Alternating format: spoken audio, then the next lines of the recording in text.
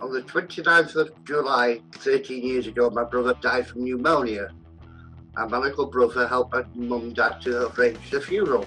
And my mum's wish was that nobody send any flowers, just donate to Parkinson's disease, because my dad was suffering from Parkinson's disease.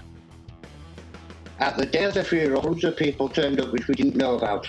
And we got a message saying that there was a delivery of flowers all the way from America, from a man called Lady who fronted a band called Motorhead. After the funeral, we went to the deer park, and a lot more people turned up, and I sat outside because I didn't know anybody. And I'm just sitting down, and people kept on coming up to say, "Would you like a drink?" I said, "Why is that?" He helped us in a big way. He said, "What do you mean?"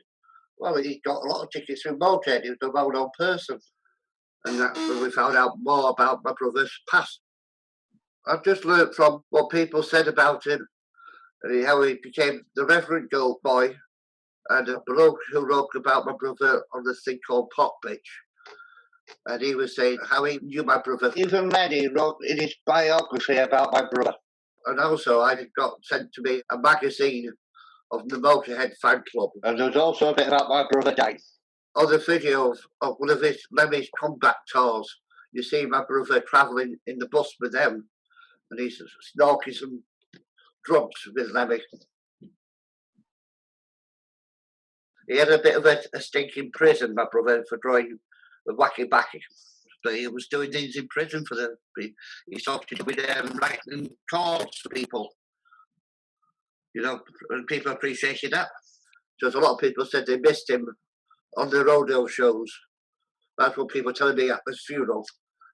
And he was still trying to do things. He wanted to go and live in America. But unfortunately, he couldn't do that because he had a criminal record. He couldn't get a passport for it. So he ended up staying over here. So there's a lot more things to know about my brother, which I never knew about. I ended up having the ashes in my house because my brother wanted to arrange something special. So a year later, we got a few people in Chapelton Pub, and we put my brother's ashes in about 20 rockets. So we sent them off at night time. We only found out after his death all about them. He just seemed to enjoy doing what he wanted to do. He must have been very popular with all these famous people he knew.